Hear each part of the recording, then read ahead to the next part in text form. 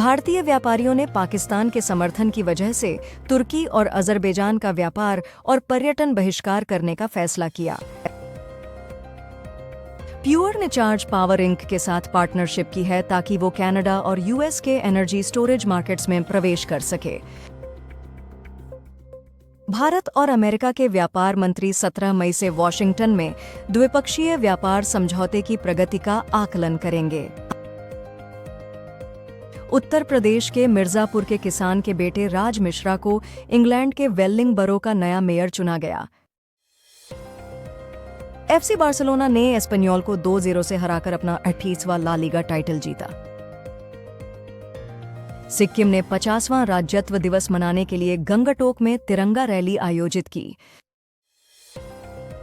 बोलांगीर जिले में माओवादी शिविर ध्वस्त, बड़े पैमाने पर विस्फोटक बरामद। छत्तीसगढ़ के मोहल्ला मानपुर आंबागढ़ चौकी जिले के 17 दूरदराज के गांवों में पहली बार बिजली पहुंची, जिससे 540 परिवारों को लाभ होगा। 17 साल की नीतांशी गोयल ने कांस फिल्म फेस्टिवल में अपना पहला डेब्यू किया और रेड कार्पेट पर अपने लुक से छा गया। 6 आतंकवादियों को कश्मीर में 2 अलग-अलग ऑपरेशनों में निष्क्रिय किया गया। एक ऑलिव रिडले कछुआ 51 दिनों में 1000 किमी का सफर करके ओडिशा से आंध्र प्रदेश के तट पर पहुंचा। सीएम नीतीश कुमार ने बिहार में 166 नए बसों का शुभारंभ किया, जिसमें 20 महिला विशेष वाहन शामिल हैं। मुख्य न्यायाधीश बीआर गवाई ने जस्टिस बेला त्रिवेदी को विदाई न देने पर सुप्रीम कोर्ट बार एसोसिएशन की आलोचना की। न्यू जर्सी ट्रांजिट की स्ट्राइक से 350,000 यात्रियों को फंसा दिया गया है। धमाल 4, जिसमें अजय देवगन और रितेश देशमुख हैं, ईद 2026 को रिलीज होगी। रोहित शर्मा ने वानखेड़े स्टेडियम में रोहित शर्मा स्टैंड का उद्घाटन अपने माता-पिता के साथ किया। सलमान रश्दी पर हमला करने वाले आदमी हादी मात्र को न्यूयॉर्क में 25 साल की सजा मिली। अल्बानियाई पीएम एडी रामा ने इटली की पीएम जॉर्जिया मेलोनी को नमस्ते करते हुए और फ्रांस के इमैनुएल मैक्रोन को गले लगाते हुए यूरोपीय नेताओं की मेजबानी की। ओडिशा सरकार ने ट्रांसजेंडर व्यक्तियों की भलाई के लिए राज्य ट्रांसजेंडर वेलफेयर बोर्ड स्थापित किया है। नीरज चोपड़ा ने दोहा डायमंड लीग में 90 मीटर का निशान पार करके तीसरे एशियाई और 25वें व्यक्ति बन गए। हांगकांग और सिंगापुर में कोविड-19 मामले तेजी से बढ़ रहे हैं। न्यूयॉर्क राज्य विधानसभा ने भारतीय संविधान की 75वीं वर्षगांठ मनाने के लिए एक प्रस्ताव पारित किया। भारत का रक्षा बजट ऑपरेशन सिंदूर के बाद 50,000 करोड़ रुपए का बढ़ावा मिल सकता है। शहबाज शरीफ ने भारत के साथ शांति वार्ता की मांग की। ऑपरेशन सिंदूर के बाद पाकिस्तान का रुख बदल रहा है। सुप्रीम कोर्ट ने कहा कि बेंगलुरु का हरे कृष्ण मंदिर इस्कॉन सोसाइटी का है। दिल्ली में गृह मंत्री अमित शाह ने नॉर्थ ब्लॉक में नए मल्टी एजेंसी सेंटर का उद्घाटन किया और ऑपरेशन सिंदूर को पीएम मोदी की राजनीतिक इच्छा शक्ति का प्रतीक बताया। यूके कोर्ट ने क्रिस ब्राउन को एक म्यूजिक प्रोड्यूसर को 2023 में लंदन नाइट क्लब में बोतल से मारा जाने के आरोप में जमानत खारिज कर दिया और हिरासत में रखने का आदेश दिया।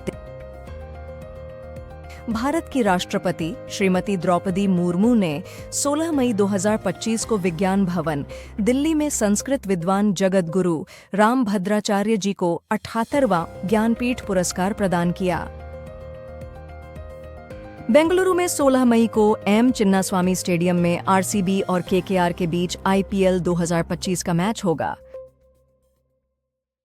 अडानी एयरपोर्ट ने मुंबई और अहमदाबाद एयरपोर्ट्स के लिए टर्किश फर्म चेलेबी के साथ साझेदारी खत्म की। ईज माई ट्रिप के सह संस्थापक निश्चंत पिट्टी ने मेक माई ट्रिप पर चीनी संबंधों के आरोपों को लेकर राष्ट्रीय सुरक्षा का दावा किया। भारत की जीडीपी वृद्धि 2025 के लिए 6.3% की अनुमानित की गई है, फिर भी यह तेजी से बढ़ने वाली बड़ी अर्थव्यवस्थाओं में से एक है। रूसी विदेश मंत्री सर्गेई लावरोव ने कहा कि पश्चिम भारत और चीन को एक दूसरे के खिलाफ खड़ा कर रहा है। सिग्नेचर ग्लोबल FY26 में बिक्री बुकिंग 21.5% बढ़ाकर 12 से 500 करोड़ रुपए करने का लक्ष्य रख रहा है। विक्की कौशल के पिता ने उनके 87वें जन्मदिन पर प्यारा वीडियो शेयर किया और जोर दी झप्पी भेजी। आमिर खान ने अपनी गर्लफ्रेंड गौरी स्प्रैट के साथ अपने रिश्ते को ऑफिशियल किया और उन्हें एयरपोर्ट पर रिसीव किया। जॉर्जिया में एक महिला को मस्तिष्क मृत होने के बाद भी 3 महीने लाइफ सपोर्ट पर रखा गया ताकि गर्भस्थ ताई को जन्म दिया जा सके। परिवार का कहना है कि यह राज्य के सख्त गर्भपात कानून के तहत आवश्यक था। अमेरिका के राष्ट्रपति ट्रंप को यूएई में भव्य स्वागत मिला। रूस और यूक्रेन 3 साल में पहली बार सीधी शांति वार्ता शुक्रवार को इस्तांबुल में करेंगे, लेकिन जल्द ही कोई ठोस प्रगति की उम्मीद नहीं है। यूनियन मंत्री श्री भूपेंद्र यादव ने नेपाल के काठमांडू में पहले सगरमाथा संवाद में नाजुक पर्वतीय पारिस्थितिकियों की रक्षा के लिए 5 बिंदुओं की वैश्विक कार्रवाई का प्रस्ताव रखा। भारत की आतंकवाद के खिलाफ लड़ाई अब राष्ट्रीय रक्षा सिद्धांत का हिस्सा है, रक्षा मंत्री। सेंसेक्स और निफ्टी टेक शेयरों में मुनाफा वसूली के कारण गिरे, भारतीय एयरटेल लगभग 3% धंसे। प्रधानमंत्री नरेंद्र मोदी 24 मई को नीति आयोग की संचालन परिषद की बैठक की अध्यक्षता करेंगे। तुर्की कंपनी सेलेबी ने दिल्ली हाई कोर्ट में सुरक्षा मंजूरी रद्द करने के खिलाफ याचिका दायर की है। रेल मंत्रालय ने नई ट्रेन श्रेणियां 3E और विस्टाडोम को सुधार योजना में शामिल किया।